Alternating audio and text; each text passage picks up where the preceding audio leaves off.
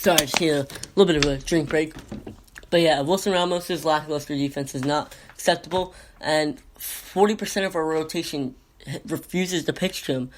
Refuses to pitch to this $8 million per year man. That's a little ridiculous. We need to trade him. It's if you're not flexible, then why would we sign him? Oh my goodness, this just pains me. Because none of our pitchers are living up to their potential. No one's having a career year right now. DeGrom fell off a cliff. Syndergaard's falling off a cliff. Heck, even Wheeler's falling off a cliff. Steven Matz is doing fine this year. Vargas is having a decent year, but 60% of our pitching has decreased in their skill level and stats since last year, and I think that they just need a good catcher. They had Mesoraco last year and Nito. Everyone loved him. Everyone did pretty well with him. Syndergaard had a 3.3 ERA, which I'll definitely take out of him. I'll take a 3 ERA out of Syndergaard every year. I don't care if his potential was to be like a Cy Young. I'll take a 3 out of him. And DeGrom, I'm a little disappointed. I can definitely see him bouncing back. I could see him getting his ERA down to like the 2s, 2.8, 2.7.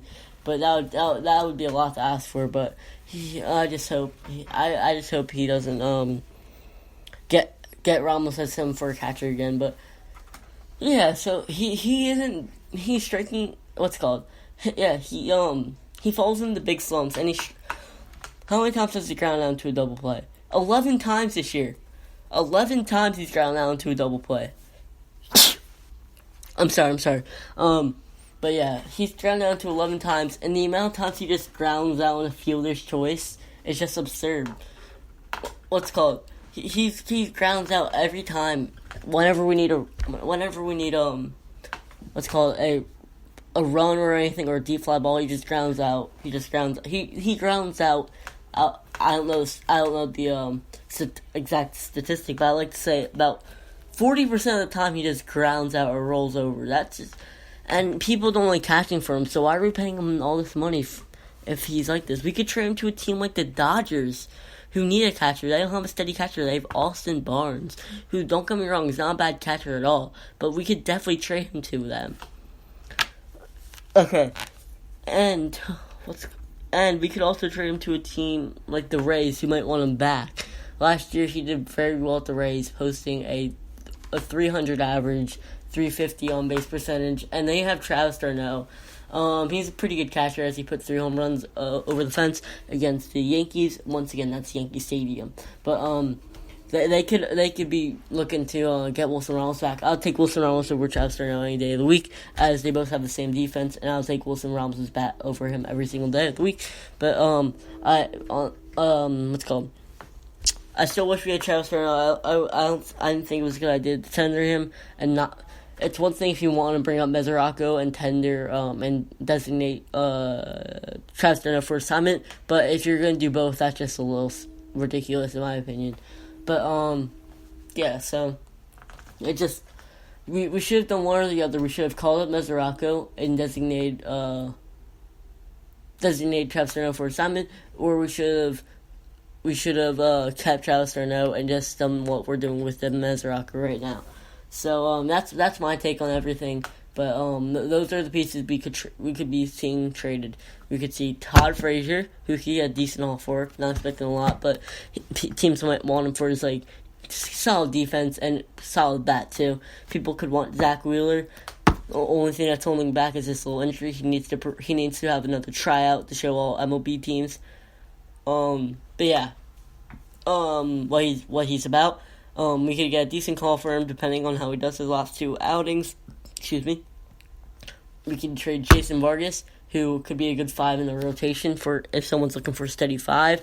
And they would have to have a good offense. This guy lets up like 3 earned runs, so if they don't have a reliable offense, then Jason Vargas is good for 3 to 4 runs a game. And that's like 5 innings, hopefully. So if a team's looking for that, they can trade a few prospects. I'll take that deal. What's it called? Then you can trade Noah Syndergaard No Syndergaard could get a huge haul as he has a lot of potential and is a little overrated in my opinion, so people might overpay for him. And and Wilson Ramos. No one likes pitching to him, but teams don't really look at that nowadays. They just look at the bat, and he has a solid bat. But I just don't love him as a catcher. And I'd much rather got Yasmani Grandal. I don't know if it's his bat has been the same as it was in 2018, but I still have it. Sorry.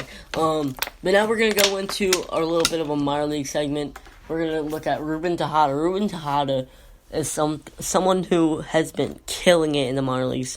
Ruben Tejada, what's it called? Sorry. I'm just gonna take a little bit of another drink. Excuse me.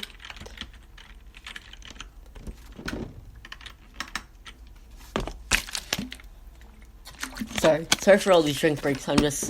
I can't talk for like 16 minutes straight without a drink. I'm sorry, but Ruben Tejada, he's been doing pretty well in the minor leagues actually.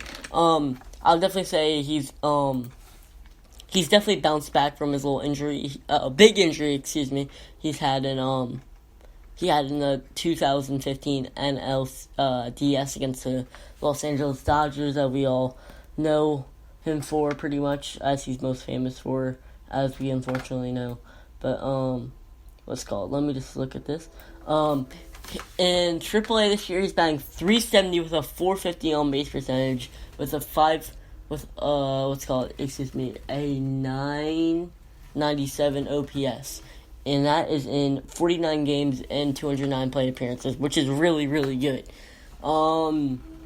Yeah, so that's really, really good. He also has a little pop in his bat, hitting 6 home runs with 31 RBIs and 13 extra base hits, which is pretty good. Which is really good, actually. Excuse me. I definitely like to see him in the major leagues. It depends on what moves we make after the deadline. If we trade Todd Frazier, then we call up Ruben Tejada. If we don't, we might not see him. But I definitely really like to see Ruben Tejada in the major leagues over Dilson Herrera. If Todd Frazier gets traded, and he could be a solid platoon for Ahmed Rosario, Danny Echeverria, Jeff McNeil in the infield. But I'm really liking him this year. Yeah, he's been doing it pretty good He's been doing pretty good this year. He has I really like his defense. That's what he's kind of known for. What's it called? He has made Let me just. Oh, sorry, my mic's kind of out a little bit, but he has made not many errors in AAA this year. Actually, I think it's only like 3 errors, which is pretty good, and that's like in 200 decisions. Excuse me. I'll take that any day of the week, especially Ahmed Rosario's made like 14 errors this year. Even if he had like 5 or 6 errors, that'd be fine with me. I'd rather have that over Ahmed Rosario's fielding, but he hasn't really done this at a major league level yet. He's batted like 251 with 10 home runs. So I don't really know how he'll adjust to the major league so quickly, or if he'll ever adjust to it again. But yeah, he's definitely been very good with the Mets minor league system this year. Glad to have him back, and hope to see him in the major. I can definitely see him in the major leagues if Todd Frazier gets traded. On that note, I could see he can definitely play third base. If he can't play third base, then just don't call him up. But shortstop, Danny Echeverria has been hitting the ball so hard. In the last game against the Twins, he hit like 3 to the warning track. One that was a ground rule double. I think one was a fly ball, and one was a fly ball on the warning track that was dropped by left fielder Eddie Rosario. But I'll take that. At most major league parks, that's gone. So I really like the way Ahmed Rosario and Danny Echeverria are hitting the ball right now. So I would definitely not call them down or anything. But yeah. So I'll keep those two up. Trade Todd Frazier, bring up Ruben Tejada. Keep Dilson Herrera down. He's just hitting the home runs this year. He isn't getting base hits and making as much contact as Ruben Tejada. But yeah, so that's gonna be that'll do it for the minor league section of this. And now I'm just gonna be talking about the position the Mets are in. Before, let me just get another drink.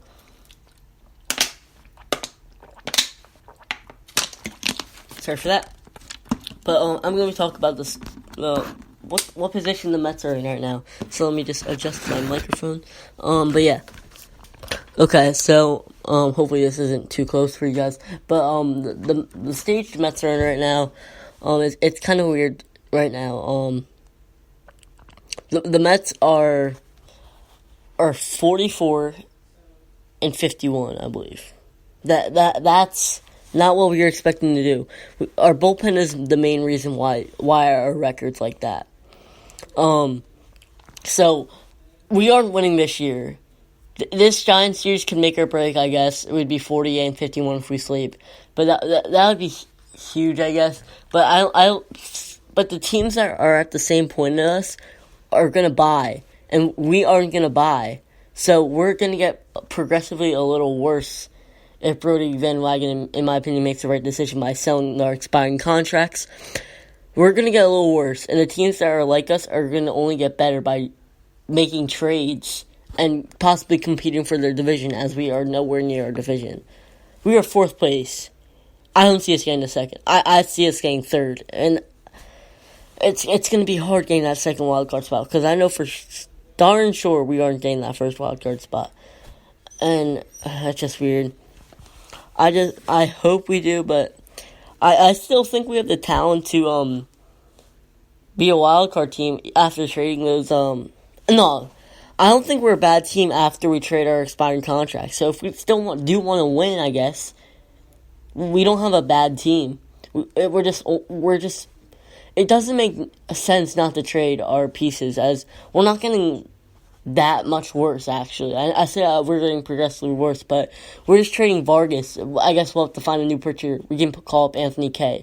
We can, I don't know, we can get someone from the minor leagues, or Chris Mazza. I really like him. He's been, he starts off a little slow, or we can call up Drew Gagnon, or who knows, Seth Lugo, or Robert Gazelman comes in. Who the heck knows? But one of them comes back to the rotation.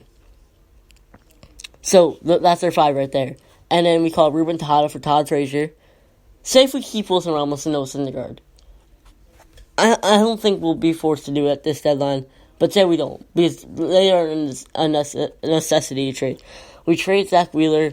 That puts us a little down in the rotation. Who knows? Maybe we roll with a 4-man rotation. Who knows? We have people in the minor leagues. We have people in the major leagues who can drop down. People know how to adjust. We have Flex and Oz. We have so many of these pitchers that can just pitch. That can pitch 4 or 5 innings to start off the game, which fine with me, as long as they don't get rocked. So I don't see the problem with selling, because I mean, if we do want to win, we don't have a bad team. So what's the point? I mean, listen to this team. Jacob deGrom on the mound, Wilson Ramos behind the plate, Pete Alonso at first base, Robinson Cano at second base, Ahmed Rosario at shortstop. You could put Adeiny Echeverria at third base, left field Jeff McNeil, center field Michael Conforto. Wait, no. I screwed up the outfield. You put Jeff McNeil in right field, Michael Conforto in center field, and Dom Smith in left field. That's not bad. That's not bad at all. I don't see a problem with that. We have a good amount of veteran leadership. And listen, all these people have been... Jacob deGrom has been in the World Series. Wilson Ramos has been in the playoffs. Pete Alonso, he can perform at big stages, as he showed in the Home Run Derby. Robinson Cano has won the World Series. Ahmed Rosario, okay, it's fine. He can adjust. Adeiny Echeverria has been in the playoffs last year with the Yankees. Sorry for the noise in the background. Michael Conforto has been in the World Series. Jeff McNeil, he can definitely adjust to it. He doesn't feel pressured. Donald Smith, he's performed at high levels in the minor leagues, high stages in his career. So we are we if we somehow make it to the